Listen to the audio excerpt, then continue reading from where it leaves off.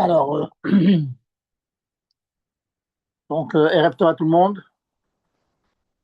C'est dommage que je ne puisse pas mettre la caméra vers l'extérieur. Vous aurez vu un beau paysage qui sont en Eretz Israël. Tout est blanc, il y a une belle aujourd'hui, comme dans les temps anciens, parce que ça fait bien bien longtemps qu'on n'a pas eu vu un shellek pareil. Donc une neige paraissait très très beau, les paysages sont merveilleux. Bon, faut faire attention de ne pas glisser. Donc encore une fois, Erev Tov, on reprend notre cours. Rappelez-vous donc la semaine dernière, on a abordé un sujet un peu hors, hors habitude, hein. On a passé de Bassa vers Allah, mais comme d'habitude, je vais vous dire quelques mots sur les news. Et on sait que chez Chabad, depuis l'Admoazaken, les news, c'est ce que nous enseigne la paracha. Eh bien, on a dit Chazak, Chazak, Pintrazek. Ça veut dire qu'on a dit les derniers mots lorsqu'on termine un Sefer. On a donc terminé Sefer Bereshit.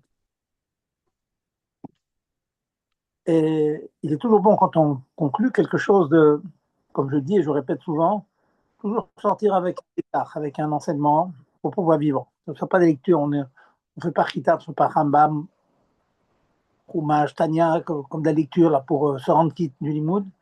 On essaie de faire en sorte que ce limoud il soit un limoud poël qui nous rentre et donc on puisse vivre avec. C'est chai, être chai, vivre avec donc les enseignements. Et donc dans Parshat Vayechi, bon, c'est Parshat messianique, hein, pas code Yvkod, comme chacun le sait. Mais je vais revenir sur un point, c'est lorsque à quoi Avinu demande à son fils.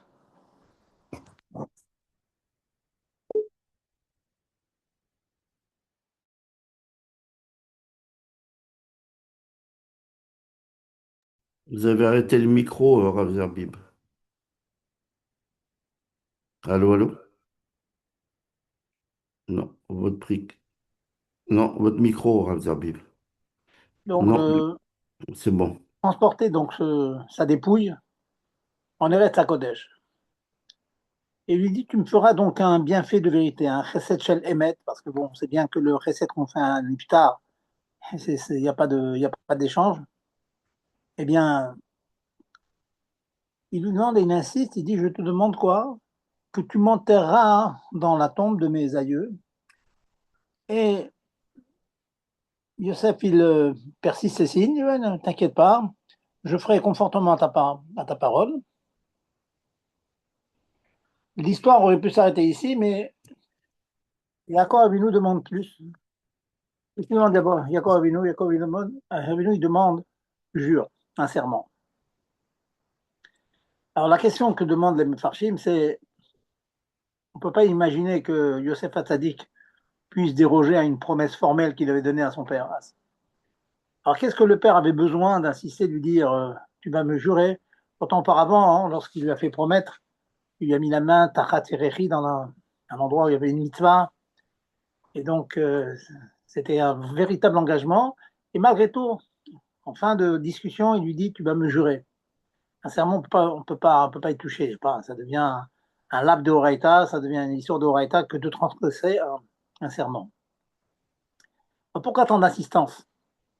Je pense qu'on peut faire confiance à ses enfants. Si sur son lit de mort, quelqu'un donne des instructions à ses enfants, c'est quasiment sûr, surtout quand on parle avec Avinu, on parle de Yosef Hatzadik. Donc pourquoi cette assistance? Plusieurs théroutimes ont été proposés là-dessus. C'est que on sait que dans les aléas de la vie, les vicissitudes de la vie, on peut amener quelquefois à transgresser une promesse. Parce qu'on peut trouver quelque chose de mieux. C'est vrai qu'ils me promettent de t'emmener près du caveau de tes aïeux, mais peut-être qu'il y avait une raison impérative de te garder en Égypte. Bon, on peut imaginer une chose comme ça. Et donc, il y a Gravino a insisté. Une raison qui est évoquée dans la Torah elle-même, c'est que en exigeant un serment, une chevoie, Yaakov Avinu voulait parer à un éventuel refus du pharaon lui-même.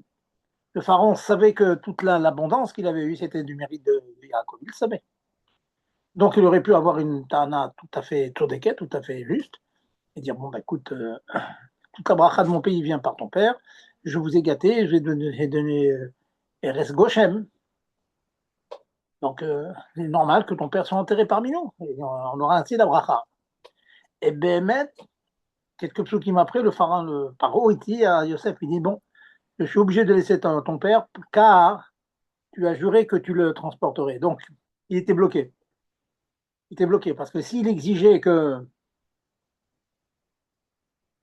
Yosef Hatzadik délie, transgresse son serment, alors il y avait d'autres serments qu'il aurait pu délier, entre autres que Yosef connaissait une langue de plus sur les 70 langues, une de plus que le pharaon, mais il avait juré qu'il ne le dirait pas le début, il ne divulguera pas. Donc il ne voulait pas toucher à ce point sacré. Ça, c'est au niveau du pharaon. Mais de manière plus pimite, plus intérieure, il est certain que Yaakov avait une cavane profonde dans ce serment, dans cette certitude. Pourquoi? Parce que l'argument de dire, le plus grand argument qu'on puisse avoir pour un tzaddik, le tzadikador, tu vas faire Messirut Nefesh pour tes enfants, pour le cas d'Israël. Si la Messirut Nefesh que je te demande, c'est de rester en Chutz La'aretz, petite parenthèse, qui n'est pas dans la Sira, c'est le Rabbi Rayat, notre Rabbi, sont enterrés en Chutz La'aretz. Messirut Nefesh qu'ils ont fait, parce qu'ils devaient s'occuper de l'extérieur, du cas d'Israël. Donc en fait, Yaakov savait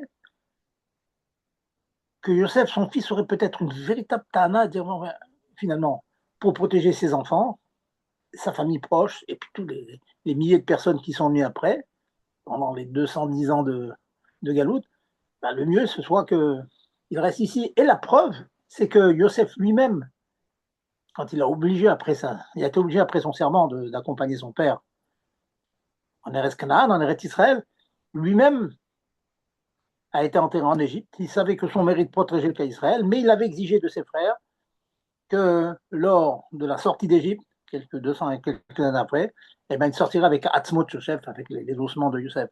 Donc, Yosef savait l'importance de garder le corps d'un tzaddik en route Salaret. Vous connaissez ces choses-là. Donc, ça aurait pu être une véritable ta'ana, une véritable argumentation, de dire, bon, j'ai promis à mon père, certes, mais c'est dommage. Pour un confort, on va dire, pour un luxe, alors je prive tout le cas d'Israël de sa présence et de sa bracha en route Salaret, ça aurait été une bonne ta'ana. Pour parer à cet inconvénient, à cette éventuelle Tana, argumentation que Yosef aurait pu avoir, il y a comme nous, il bloque. Il dit non, tu vas jurer, et à la suite de ce serment, tu es obligé de me sortir et de m'enterrer en Eretz Israël. Ça, on va dire, c'est la petite discussion. Pourquoi Yaakov Avinu a tellement insisté, il a exigé une voie, un serment pour être sûr que sa dépouille sera en Eretz Israël. Maintenant, on peut nous demander après. Dans le Shira, le Rabbi demande la question, mais Agoufa Kacher, l'argument de rester en route à l'arrêt pour protéger le cas d'Israël, c'est un argument fabuleux, c'est le Messirut Nefesh du Tzadikador. Pourquoi voulait-il quand même s'extraire de cette espèce de chiouf qu'il aurait de protéger son peuple? Pourquoi il a tellement insisté? Partir, j'allais dire abandonner, mais pour un tzaddik, c'est jamais abandonné. Alors là, le rabbi nous offre une explication séduisante, dommage. Pourquoi il voulait absolument sortir, ne pas rester en route à l'arrêt? Il apporte un principe que la Gemara Brachot développe longuement, qui s'appelle En Chabouch Matiret Atzmo. Un prisonnier ne peut pas s'auto-délivrer. Quand vous êtes d'un certain côté de la porte dans la cellule, on ne peut pas sortir. Il faut être de l'autre côté pour pouvoir ouvrir la porte.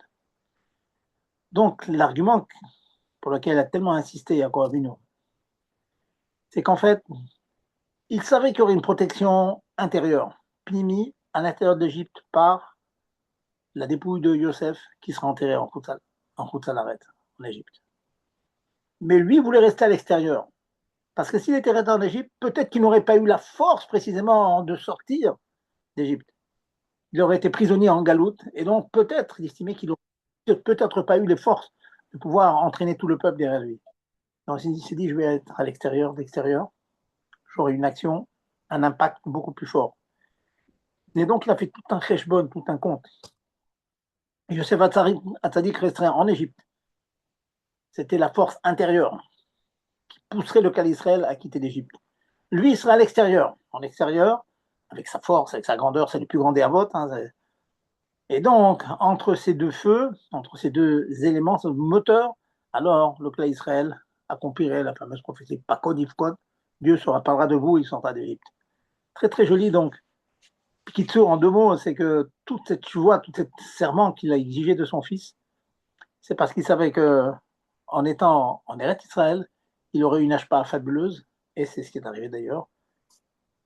210 ans après, ben, le clan d'Israël a quitté l'Égypte, et puis c'est l'histoire qui continue avec que l'on connaît.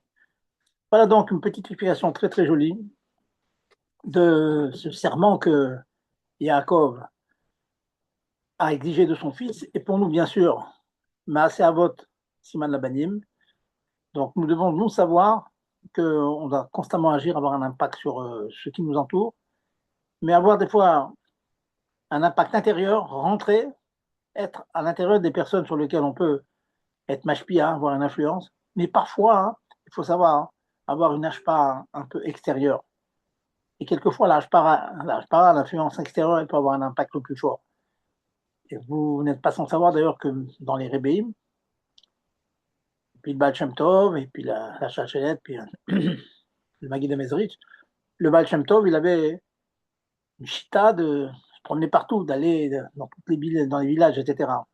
Le Magid de Mezrich, au contraire, sa chita, c'est de rester sur place. Kavua. Kavua, c'est une force très forte.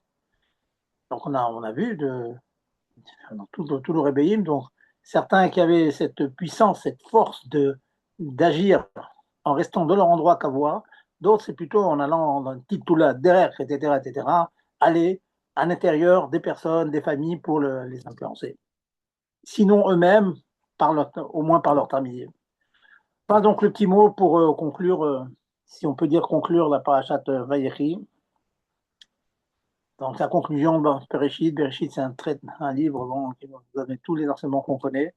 Et donc on a avec cette force, hein, on est entouré par nos, par nos avots. Et j'ai envie de dire pour finir ce point, Rachel Imenu, qui aussi aurait voulu être enterrée avec ses aïeux. Mais elle a fait Messurot Nefesh, qui est plutôt. Et Yosef a dit à son père, Ani Yodea, je sais, Yeshlecha Bilibecha Alai. Dans mon cœur, il y a quelque chose. Je m'en veux quelque part que j'ai laissé enterrer ta maman. Et la réponse, vous la connaissez. Kol Baraban Ishmael, c'est que Rachel Imenu, c'est la seule d'ailleurs qu'on appelle on ne dit pas Léa Imenu. Elle est une matriarche, mais on dit toujours Rachel Imenu parce qu'elle a eu cette force de mission au Nefesh, j'ai accepté d'être entre guillemets jetée, pas jetée. Elle a créé un Makom Kadosh, ô combien Kadosh, parmi sur Nefesh, pour ses enfants. Voilà donc pour le petit mot, pour nous réchauffer dans ces temps, en tout cas à Paris, il est très très froid, on a moins 4, je crois, moins 5, c'était jusqu'à moins 5 aujourd'hui. Donc on se réchauffe dans la Torah, et donc je vais vous faire un petit tour, un petit résumé des points que nous avons vus la semaine dernière. Pour ceux qui étaient là, bon ben c'est une révision. Pour ceux qui n'ont pas écouté, c'est une première approche. Donc on a abordé l'interdiction de Bassa Bachalab.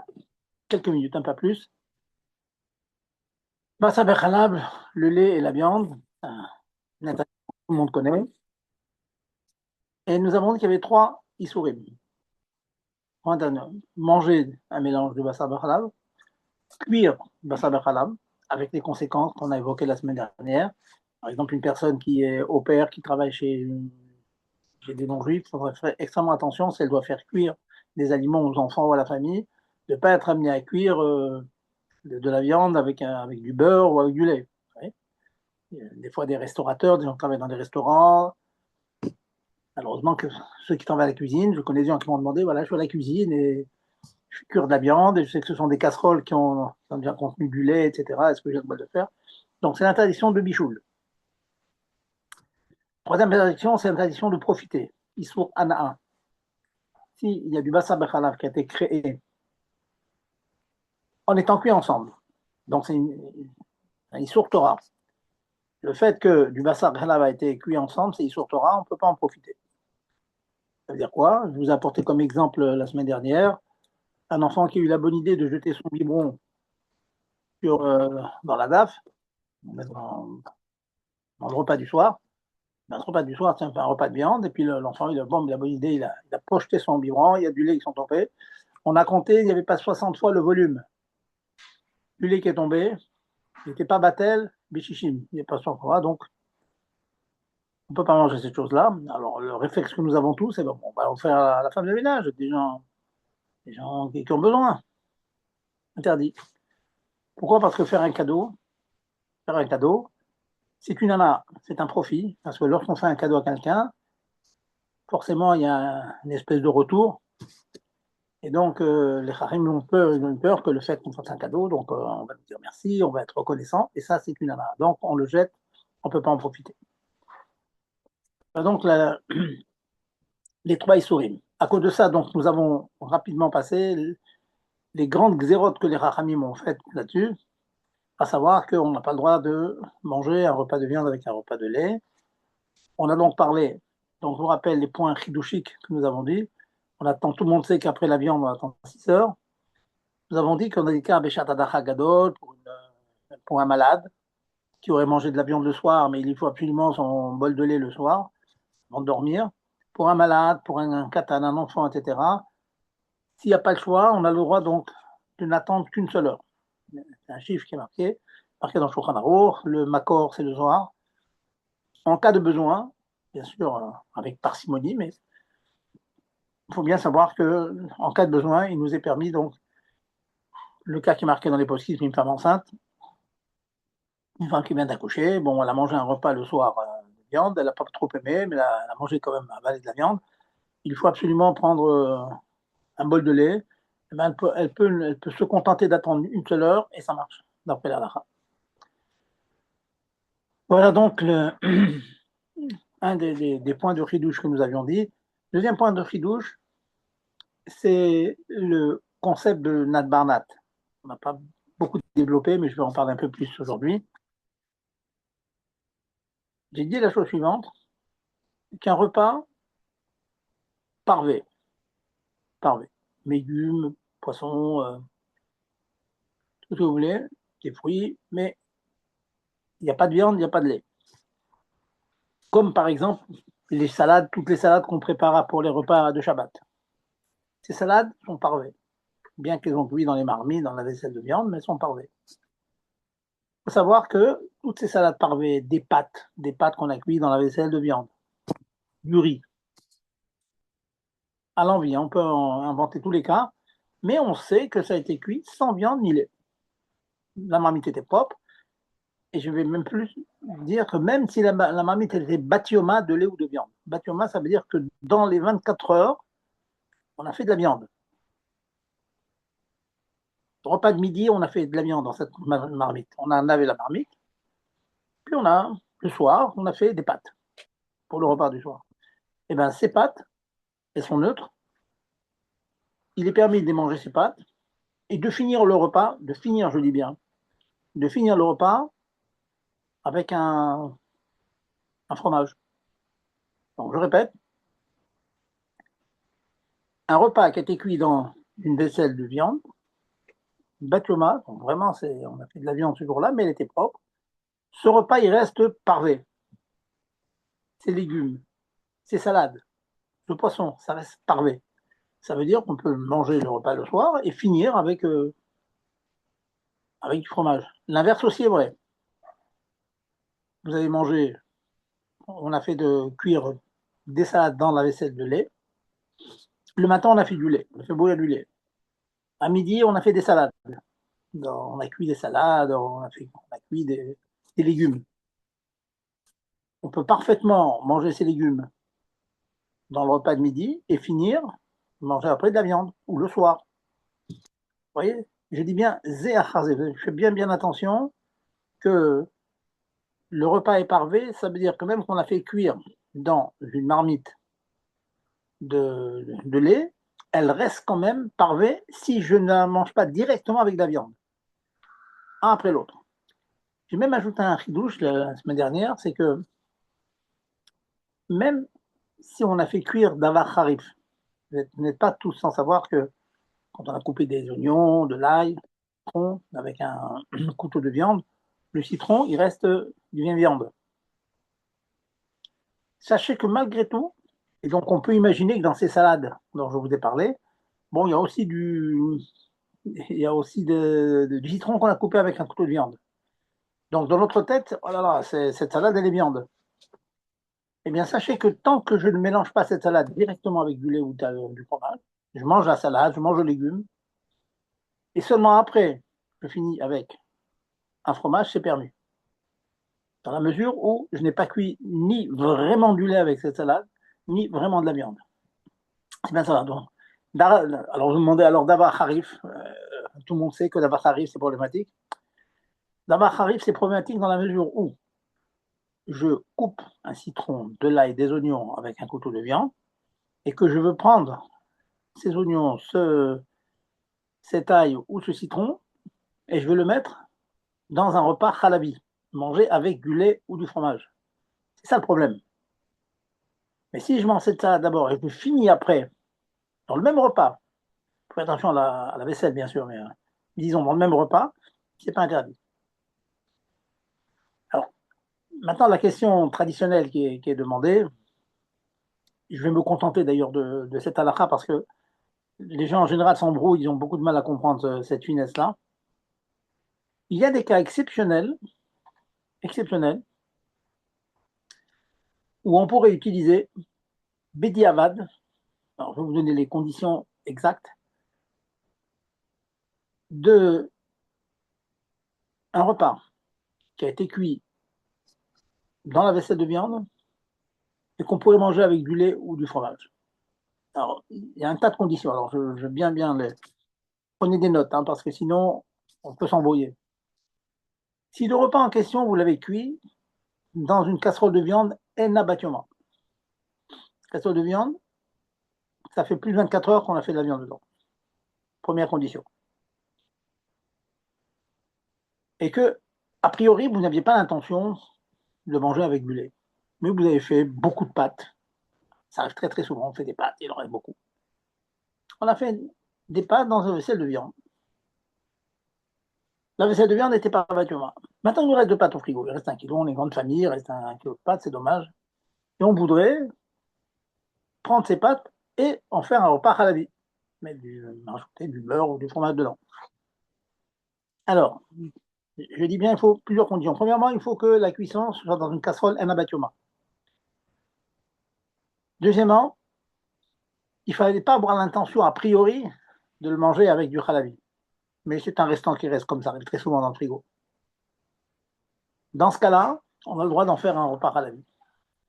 Certains postes qui me disent que si Shatadachak, par exemple, c'était Erev Shabbat, vous devez faire un très très gros repas et n'est pas une grosse casserole.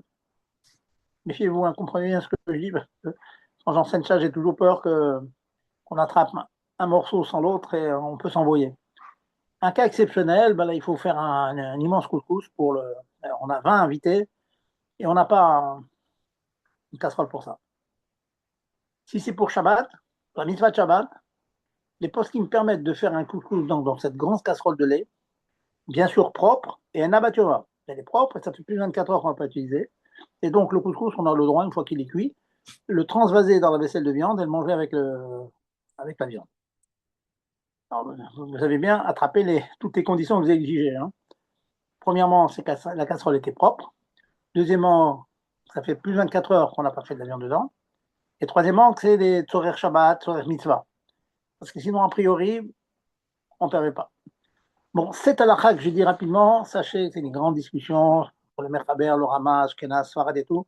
Je n'ai pas du tout voulu rentrer dans cela parce que je dis toujours qu'il faut éviter de faire des mélanges comme ça. Mais bon, exceptionnellement, sachez qu'il y a des terribles. Demandez éventuellement si un jour ça vous arrive.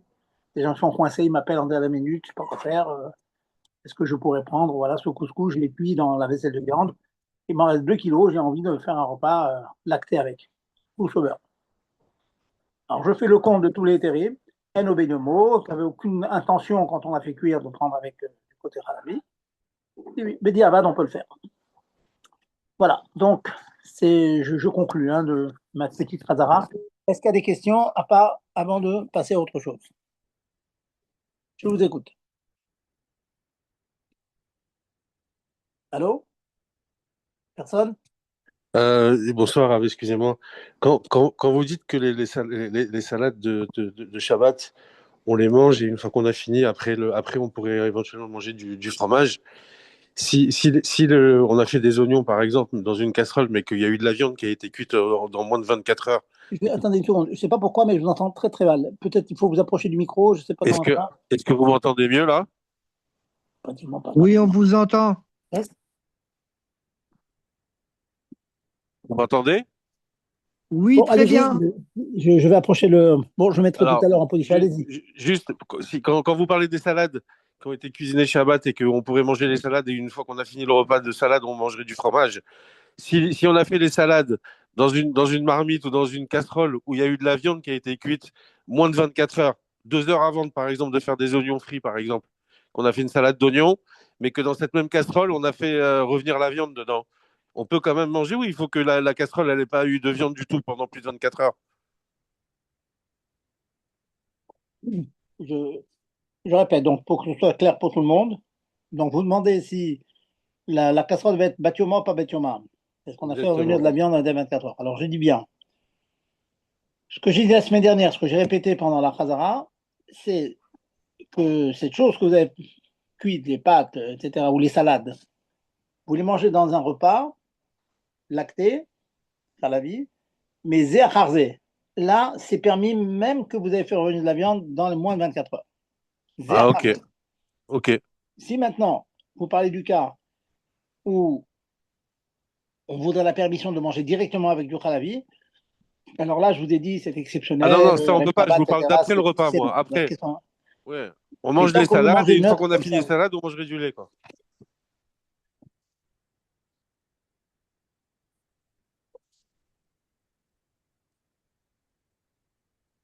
Ouais, vous nous entendez, Rav Zerbib? ouais, je ne sais pas ce qui se passe. Il n'y a pas, y a rien à faire. Hein. On a la technologie et nous, ça ne marche pas. Je ne vous entends pratiquement pas. Je ne sais pas pourquoi. Attendez une seconde, je vais voir si je peux faire quelque chose. Une seconde.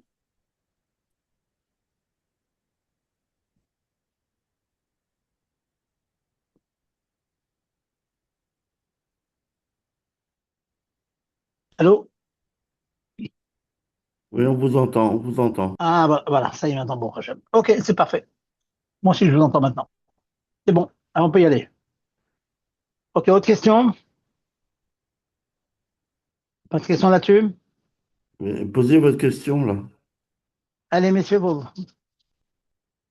j'ai répondu tout à l'heure. J'espère que tout le monde a entendu ma réponse. Bon, ben, il n'y a plus de questions. Oui. Allô? Pas de questions? On avance? Continuez. Alors, je continue. Alors voilà, je vais encore rester dans 1 ou 2 semaines dans les lignes de cache-route.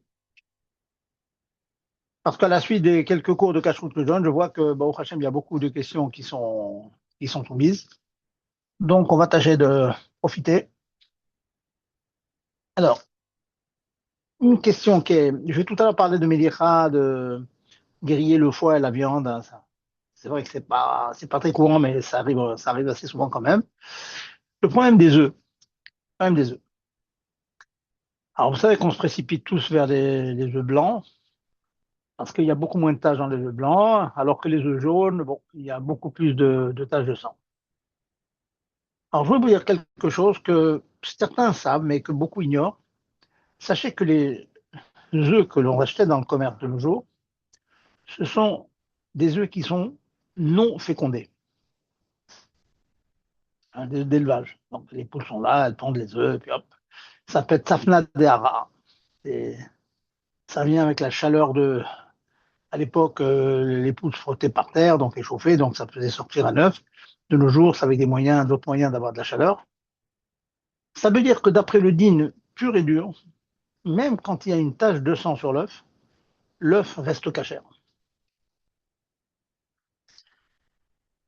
Et donc, qu'est-ce que l'on fait dans ce cas-là? D'après la halakha, on va dire stricte, vous avez un œuf comme ça, même si on trouve une tache de sang sur le jaune, vous enlevez la tache de sang, et le reste, c'est cachère. Alors, il y a un minag quand même, il reste un minag, que ça va ramener dans les grottes Moshe, etc., que les gens sont habitués à être marmire de ne pas manger des œufs quand ils ont trouvé une tache de sang. Donc, beaucoup de personnes, quand ils trouvent une tache de sang, bon ben, ils jettent l'œuf. Surtout de nos jours, les œufs ne coûtent pas bien cher, ils le jettent. Mais il faut quand même savoir que l'œuf reste cachère.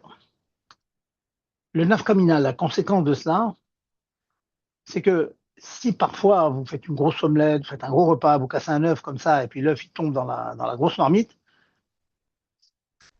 on n'interdit pas tout le plat, tout le mets, on n'interdit pas. On essaie de rattraper l'œuf, on essaie d'enlever la tache de sang au mieux qu'on peut, même s'il en reste, c'est quand même cachère.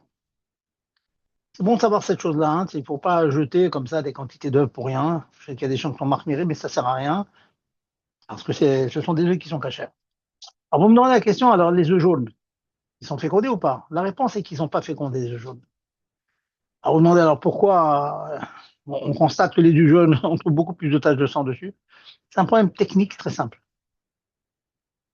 Un spécialiste de ces questions-là, qui travaille dans les fermes, vous a expliqué qu'en fait, ça répond à certaines directives du pays, c'est de vendre des œufs où on tâche de faire au maximum en sorte qu'il n'y ait pas de taches dessus. Alors qu'est-ce qu'ils font? Ils passent en général tous les œufs sous une lampe très forte, et par transparence, ils voient s'il y a une tache. S'ils voient une tache par transparence, ils le jettent. Ce qui fait que dans les œufs blancs, étant donné que c'est un peu translucide, donc c'est très facile de reconnaître à travers la coquille s'il y avait une tache. Ce qui fait qu'ils jettent une quantité, je peux dire, industrielle de ces œufs blancs, et ce qui reste, en général, ils sont propres. Par contre, les œufs jaunes, étant donné que la coquille de jaune est beaucoup plus épaisse, beaucoup plus opaque, donc quand il y a des vérifications qui sont faites comme ça, avec une lumière puissante, quelquefois la lumière puissante n'arrive pas à déceler qu'il y a une tache de sang. Ce qui fait que beaucoup de ces œufs jaunes ont une tache de sang et ils passent au tri. C'est pour ça que quand on achète dans le commerce, il y en a beaucoup plus qui ont des taches. Mais dans leur shoresh, dans leur source, c'est exactement la même chose. Ce sont des œufs non fécondés, donc d'après la halakha pure et dure, ils sont cachers. C'est bon à savoir hein, de ne pas faire du baltacherie pour rien, c'est dommage quelquefois. Certes, quand on me demande, voilà, c'est tombé dans l'omelette, qu'est-ce que je fais? Je dis, enlevez le maximum que vous pouvez, mais ne jetez pas toute l'omelette à cause de ça, c'est dommage. Ça, c'est le premier point. Deuxième point,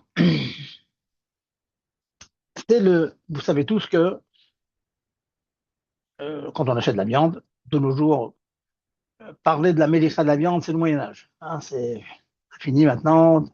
Dans les abattoirs, tous les herchérines pratiquement sont faits pour ça. On fait la shrita de la bête et dans les abattoirs, on fait la mélicha, on sale la viande et puis elle est vendue sous vide, déjà salée. Cependant, il y a un problème avec les foies. Quelquefois, le foie, le moyen de cachériser le foie n'est pas avec la mélicha, avec salé. Ça ne marche pas. Il faut le griller. Alors, le point que je voulais ajouter, et quelquefois les gens ignorent cette chose-là, c'est que beaucoup de gens aiment bien le foie cuit à la poêle. Donc, qu'est-ce qu'ils font? Ils grillent le foie, ou ils achètent du foie grillé déjà, cachérisé à la boucherie. Puis ce foie-là, ils le font cuire à l'huile ou à l'eau dans une poêle. Pourquoi pas? Puisque on a déjà grillé ce foie, on a passé au feu. Le feu, il a enlevé le sang. Il n'y a plus de sang, donc on peut le cuire à l'huile. Par contre, si on le cuit à l'huile ou à l'eau sans le griller, c'est catastrophique. Pourquoi? Parce que même quand on l'a bien salé, ce foie, le sel n'a pas le corps d'enlever tout le sang de ce foie. Donc au moment où vous allez le cuire, dans de l'huile ou dans de l'eau, eh ben, le sang qui reste à l'intérieur, il va sortir et il va rendre non cachère votre foie. Alors, le point que je voulais vous ajouter, c'est que d'après de nombreux poskim, mais c'est comme ça que l'on fait, on ne fait cuire du foie à la poêle, donc du foie qui a été auparavant grillé, que si ce foie a été grillé dans les 3 jours qui succèdent la shechita. Ça veut dire que si on a, alors je vous allez me dire pourquoi, c'est quoi la svara, c'est quoi la logique? La logique que si on a attendu 3 jours, comme ça arrive des fois dans l'abattoir, on n'a pas le temps, des fois le boucher il commande du foie et puis il n'a pas le temps, ça lui arrive le jeudi soir, le vendredi il n'a pas le temps de griller tout son foie, donc il le fait dimanche. C'est moutard. On a le droit de faire donc la grillade, la tzliya, on dit en hébreu la grillade, on a le droit de faire même 3 fois 24 heures après la shrita. Mais si on le fait de manière tardive comme ça, le sang qui est à l'intérieur, il a eu le temps de se durcir un peu. Et donc, le foie grillé, on peut le manger, mais on ne peut pas le cuire à l'huile ou à l'eau. Pourquoi? Tout simplement parce qu'il reste du sang à l'intérieur. Tant que ce sang, ça peut vous paraître drôle, mais c'est comme ça, tant que le sang en question qui va rester après la grillade, j'ai grillé mon foie, il reste un peu de sang, je peux manger. Étant donné que le sang est à l'intérieur de la chair, il est cachère. Par contre, si ce foie, je le fais cuire à la poêle, la cuisson va extirper, il va le sortir, ça s'appelle dam chez Piresh. Une fois qu'il est sorti de la viande, il n'est pas cachère. Très très bizarre, mais c'est comme ça. La Torah, elle dit que tant que le sang est à l'intérieur des pores de la viande, comme ça, ce peu de sang qui reste après la grillade, tant que je n'ai pas extirpé de la viande, il est cachère. Si je le cuis à l'huile, alors il devient non cachère. Bikitsu, je vous donne beaucoup d'explications. Une étude, hein, ça fait partie du programme de la Science, tout ça. Eh bien, en 2 mots, faites attention que si vous voulez faire cuire à l'huile, à l'eau, du foie qui a auparavant été grillé, il faut vous assurer qu'il a été grillé dans les 3 jours qui ont suivi la shrita. Sinon, vous avez le droit de le manger grillé, mais pas cuit. Est-ce que je suis clair? Allez-y, posez vos questions. Pas de questions? Excusez-moi, Raph, parce qu'on entend comment on fait, mais le massé, dans le concret, comment on vérifie l'œuf, on le casse, on le met dans un verre transparent, on regarde en dessous s'il n'y a pas une tache de sang, et s'il n'y a pas de tache de sang, l'œuf il est cachère. C'est aussi simple que ça. Aussi simple que ça. Ok. Et ce que je vous ai ajouté aujourd'hui, c'est que si par mégarde, il y avait une tache de sang, elle est tombée dans votre casserole, ça n'invalide pas la casserole. Parce que Bédiavadi, il est cachère l'œuf. Ok. Non, parce que vous avez dit la tache, elle doit être sur le jaune, mais des fois qu'on regarde en Non, non, dessous. non, non, non, non, non, je dis sur la jaune en général, mais même blanc, jaune. On jette un coup d'œil sur le jaune, sur le blanc, comme vous avez très bien dit. On le met dans un œuf, on jette comme ça, on regarde et puis c'est bon. Ok. Voilà. Autre question?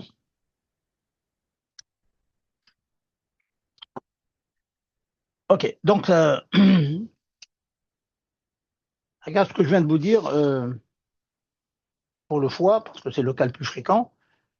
Cela aussi vrai, même quand vous achetez de la viande, certains arrivent parfois à avoir de la viande qui n'a pas été cachérisée, qui n'a pas été salée. Donc, quand elle est salée, elle perd un petit peu de son goût, quoi, de sa fraîcheur. Là, ils veulent la faire griller. J'ai assisté comme ça, un bon méchoui, quoi. Là.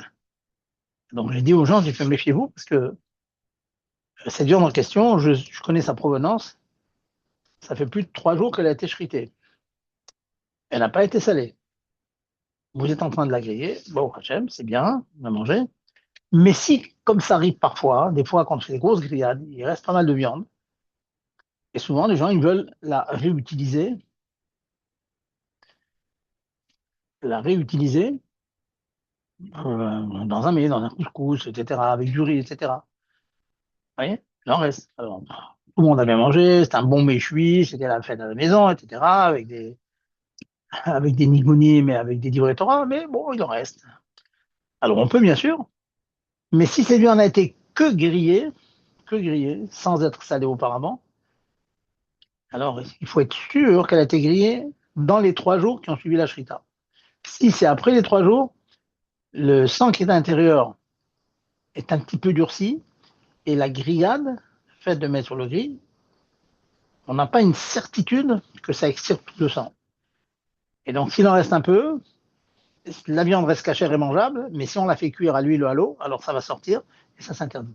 C'est un petit détail, mais il faut vous en rappeler, quoi. Voilà. Ça, c'est donc pour griller. Maintenant, pour griller, vous savez qu'il y a beaucoup de l'échalotes, autrefois on grillait sur le feu directement. De nos jours, il y a des grilles, bon, avec des résistances, beaucoup de discussions dans les poskim, mais est-ce que si la résistance il est en haut, et donc la source de chaleur elle est du haut vers le bas, est-ce que ça marche? Bon, toutes sortes d'avis. On va dire que le minhag haolam, c'est d'être méquille dans ça. Si vous avez un grill comme ça, de cachériser la viande, donc d'enlever le sang. Attention, il faut prendre beaucoup de précautions parce que l'ustensile qui est en dessous et qui va recueillir le sang, ben, il devient non cachère. Donc, pas mal de précautions là-dessus. Mais bon, je sais que de plus en plus, ça se fait hein, à la hache. Donc, il faut bien maîtriser le sujet. On a l'habitude de mettre un petit peu de sel au moment de la grillade, couper un petit peu le foie ou la viande un petit peu, faire des entailles, de telle sorte que le sang puisse bien s'écouler. Voilà, des petits détails ici. Si ça vous arrive, redemandez, on fera ça avec un peu plus de manière un peu plus pointue. Euh, pour toujours rester dans ces sujets hein, de Vassal Bachalab, etc., je vais apporter quelques petites halachot qui servent beaucoup parce que parfois on peut être nirchad, on peut avoir par méconnaissance une épreuve. Les Chachamim font parfois des xérotes, parce qu'ils craignent que sans ces xérotes, on puisse adamer à faire des isurim. Ce qu'on aime, un shmiral et mishmarti. La Torah nous donne un domaine d'utilisation, de cache-route, et les Chachamim ils ajoutent pour éviter des problèmes. Je donne un exemple. Je connais des familles où c'est l'habitude de faire du pain lacté, du pain halabi. Ils aiment ça. Des familles qui mangent très très peu de viande, n'aiment pas la viande par chita, par idéologie, on mange très peu de viande. Et donc ils ont du pain halabi. Sachez que nos sages ont interdit le pain halabi. Hein, si vous avez un magasin qui vend baguette, baguette au lait, baguette au beurre, on n'a pas le droit de les acheter. Pourquoi? La raison toute simple, c'est que comme on a l'habitude de manger le pain classique, je parle, pas du pain qui a une forme particulière, le pain classique, la baguette, etc., les chalotes, eh bien, les chalotes, c'est du pain qu'on a l'habitude de manger dans les repas de Shabbat avec de la viande. Chachamim m'interdit. Donc, si une personne a eu la bonne idée de faire 30 kilos de chalotes, chalavi, et il met chalot chalavi, il faut dire à ce monsieur, tu les jettes, on n'a pas le droit de les manger. Très fort. Pourquoi c'est une xéra? Les Chachamim nous ont dit, il faut que dans la tête des gens, le pain traditionnel, le pain classique, que l'on mange avec la viande, reste parvé. C'est vrai que dans le pain, parce que le pain, c'est l'aliment essentiel, etc. Si maintenant vous avez l'habitude de manger des légumes halabi tout le temps, tout le temps, tout le temps, vos légumes ne deviennent pas interdits. Hein, moi, j'ai toujours des petits pois et des légumes halabi. Tant mieux pour vous, pas de problème. Vos légumes sont cachers. On les mangera sans viande, bien sûr, c'est cachère. Mais du pain halabi, c'est interdit. Alors, est-ce qu'il y a des solutions? Il y a des gens qui me disent, moi, j'ai envie de manger du pain halabi, j'aime le pain halabi, c'est très bon, et puis c'est bien pour mon régime, c'est bien pour toutes sortes de choses, pour ma santé. Les Chachamim m'ont prévu deux solutions. La première solution, c'est d'en faire une toute petite quantité, de telle sorte que c'est la quantité pour un repas. Il n'y aura pas de reste. Donc il faut voir selon le nombre de personnes de la famille, qu'est-ce que ça représente. Dans certaines familles, ça sera 3 halot, dans d'autres, ça sera une toute petite, ça dépend. La première solution, c'est de faire donc une petite quantité. Dès que ça en c'est interdit. J'ai vu des postes qui discutent, par exemple, imaginez quelqu'un, il a fait 30 kilos. Puis il dit, bon, ces 30 kilos, je vais en distribuer un demi-kilo à tous mes amis. Ce qui fait qu'à chacun de mes amis, il va avoir un demi-kilo. C'est une petite quantité, c'est permis. Eh bien non. Dans la mesure où la personne, il a fait en grosse quantité, et c'était interdit, même que maintenant qu'il a dispatch entre ses amis, sa keila, etc., ça reste interdit. On n'a pas le droit de profiter de ces chalotes. Une deuxième solution que les Chachamim m'ont prévue, c'est de faire le pain avec une forme particulière, une tsura particulière qui évite d'être confondu avec le pain qu'on mange habituellement avec la viande. Il y a certains pains, vous savez très bien, avec des formes d'étoiles et tout. C'est pas du pain qu'on mange dans un repas classique. Ouais. Une fois en particulier, bon, on prévient autour de soi, voilà, tous ces pains qui ont cette forme-là, eh ben, ce sont des pains halabi. Ça, c'est permis, et même que vous faites ça en grosse quantité. Alors, ça va fixer dans nos esprits, hein, dans nos réflexes, que ce pain, c'est un pain spécial, du pain halabi. Ça existe. Comme maintenant, de plus en plus, on voit, il y a des gens qui ont du pain maisonnote, du pain moti, etc. Alors, on fixe nos habitudes comme ça. Alors,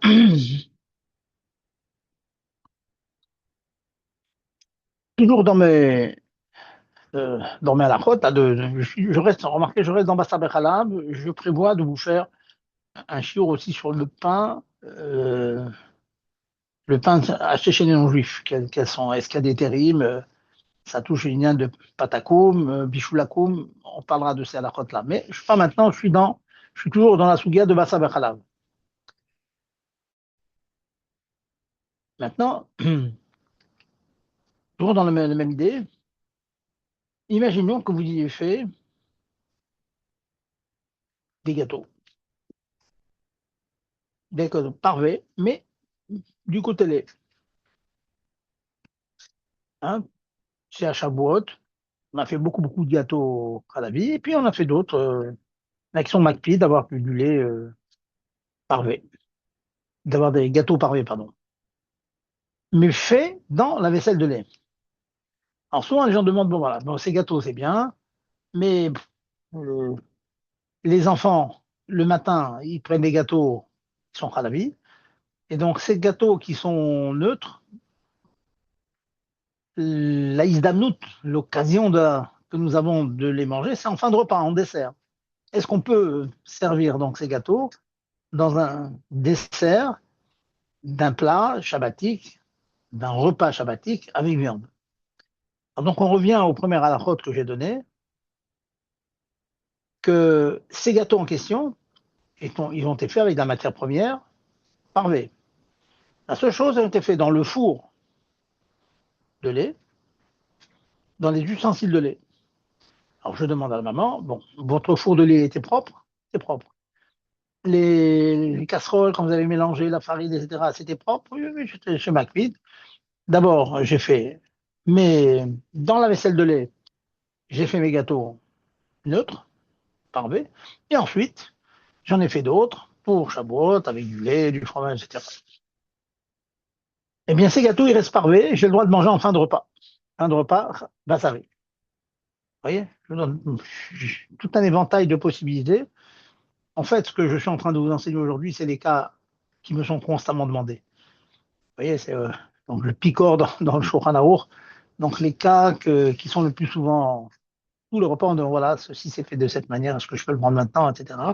Les enfants en fin de repas, est-ce que je peux prendre un gâteau au chocolat là-bas, mais qui a été fait du côté lait, je voudrais le prendre en fin de repas à Shabbat. C'est du quotidien. Hein, c'est du quotidien, c'est des hebdomadaires, Shabbat. Donc c'est bien de se mettre dans la tête les choses permises, les choses qui le sont pas. Alors, encore une question qui touche ces problèmes de. Une personne m'a dit, j'ai fait un gâteau dans le four de lait, mais la plaque, on avait cuit de la pizza là-bas. Cuit de la pizza. Donc, les plateaux, ils étaient archi halavi, il y avait du fromage. Bien. Et alors, je demande, alors, c'est quoi la question? La question, c'est vrai que le matin, on avait fait des pizzas, etc., etc. Puis, sur ce plateau en question, on en avait tant bien que mal, mais on a mis une feuille d'aluminium, pas de papier sulfurisé, feuille d'aluminium. Bien. Ensuite, ensuite, on a fait des gâteaux dans des moules en aluminium, des gâteaux parfaits. On a mis ça sur la plaque recouverte d'alu, on a cuit. Est-ce que ces gâteaux, ils restent parfaits? Je vais répéter le cas, que ce soit bien clair, et c'est l'occasion pour moi de vous expliquer un yesod dans la cachérisation. Un four de lait, Beniomo. On avait fait pizza, fromage dans ce four. Et la plaque sur laquelle on a fait cette pizza n'était pas parfaitement propre. Il y avait des petits résidus de fromage. Mais on l'a recouvert avec papier aluminium. Et ce papier aluminium qui a recouvert la plaque, on a mis dessus un moule en aluminium avec un gâteau dedans. Eh bien, ce din-là, c'est d'imaginer, c'est ce qu'on appelle le din de Shtekderot. Parce que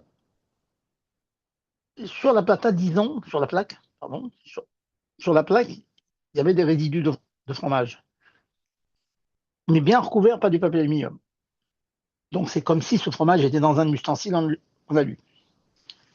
Et j'ai posé par-dessus un moule en aluminium avec un gâteau. Donc en fait, vous réfléchissez bien, c'est comme si vous avez deux ustensiles d'alu qui se touchent. Dans le premier ustensile, il y a un gâteau neutre. Dans le deuxième ustensile, il y a des restants de pizza. Et on a un din, marqué dans le Shulchan Aruch, que quand on a deux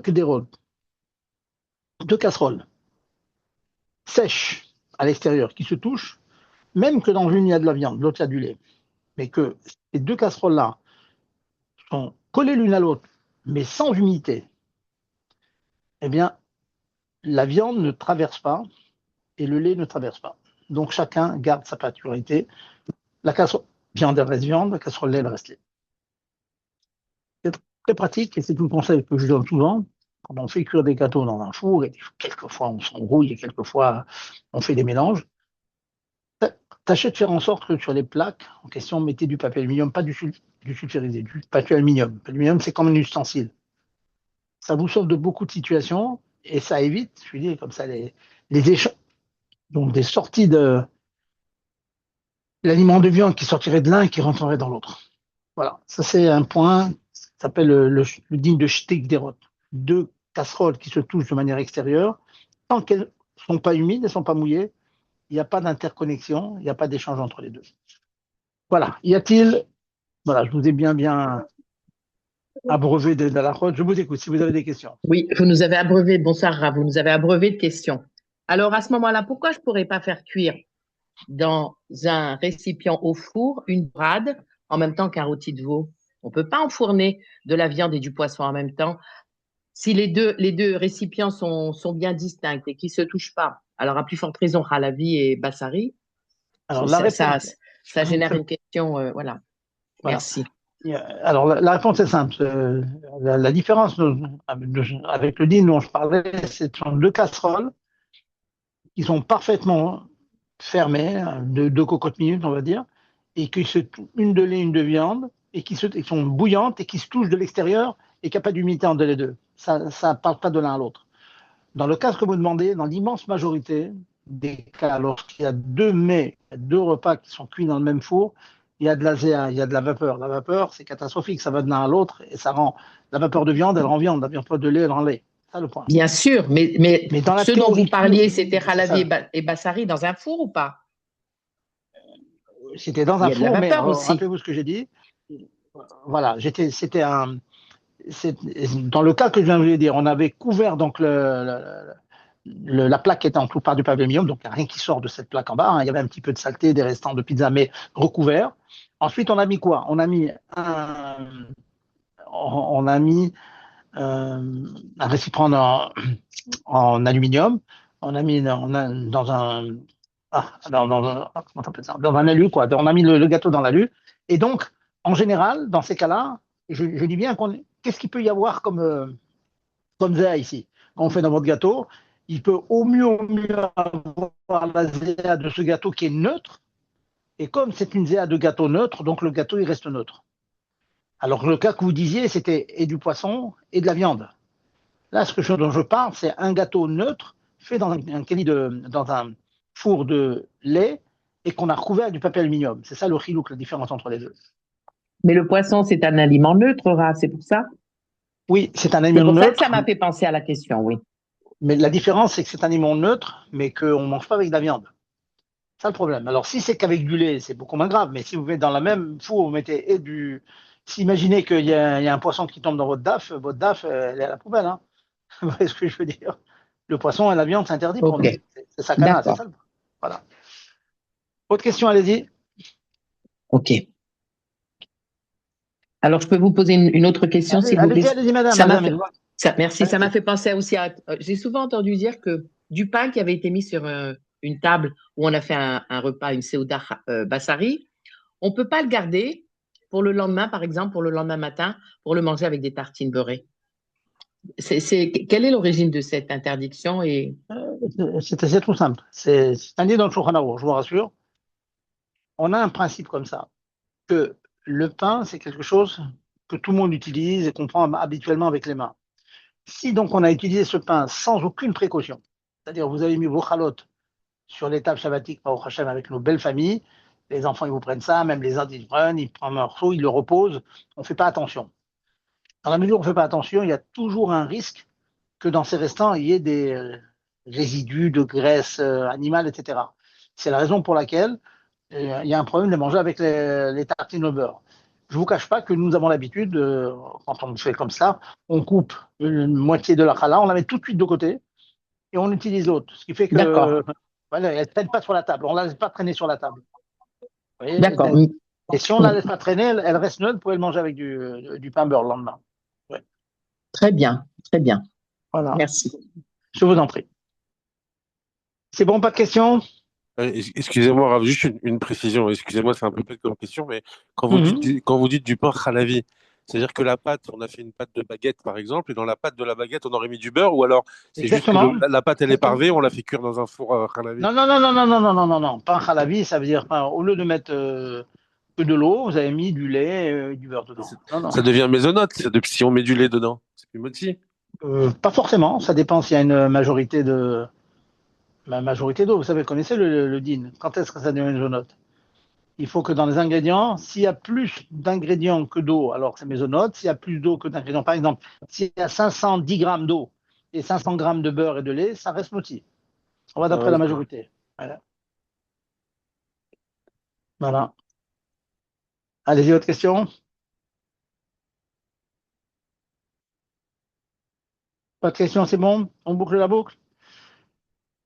Voilà, bon, écoutez, donc, bon, prochain, voilà, on a eu le mérite d'étudier encore dans la faute, hein, et donc, continuez, hein, faites des cadeaux. N'hésitez pas de marquer vos questions, hein, je sais qu'il y a des personnes qui commencent à écrire ce chiour, là, il faudrait bien qu'un jour, on fasse que tous les shiurim soient réunis dans un même kuntres. Bon, On a déjà fait. j'ai une question, s'il vous plaît. Allez-y, Il n'y a rien à voir allez-y. avec le sujet. Mhm. Euh, Est-ce qu'en ce moment, on a le droit de faire des boules de neige pendant le Shabbat? Écoutez, on évite de le faire. On évite de le faire. C'est même que c'est un binyanaraï et tout, on évite de le faire. Mais on laisse les enfants jouer. Mais vous êtes un grand enfant, vous évitez. Voilà. C'est- euh,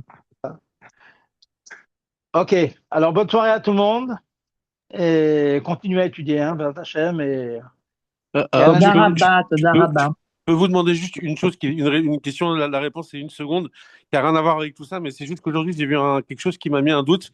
Quand vous êtes dans Shararit et que vous dites aviez-nous les shalom, vous pouvez me montrer dans votre main, vous mettez où les titites exactement? Où est-ce que vous les mettez? Avant le schéma? Dans quel doigt vous les mettez? Parce que Entre j'ai le vu petit et quelqu'un qui le. m'a dit entre le quatrième et le cinquième, il y en a un qui me dit entre le troisième et le cinquième. Ouais, il y a plusieurs des avis. Moi, je le mets entre le dernier, là, le quatrième et le cinquième. Entre le quatrième et le cinquième. Donc il y a deux doigts entre les Voilà. titites qui les. Voilà. Ok, Ouais. merci. Merci. Quoi tout, c'est bien ces questions, hein, c'est bien. C'est des petites questions, mais c'est bien. Hein, et on essaie de se parfaire, de faire ça au mieux qu'on peut. Voilà, n'oubliez pas des cavanotes non plus. Hein. La Torah, c'est pas que la technique, hein, c'est aussi des cavanotes, de la profondeur, de la chaleur. Allez, quoi tout, bonne soirée et à Merci Merci, bientôt. beaucoup, Rav. Rav. Merci. Toda rabba. Allez, quoi tout, quoi tout. Merci beaucoup. Allez, au revoir. Au revoir. Shabbat tov, Shabbat tov, au revoir. Voilà.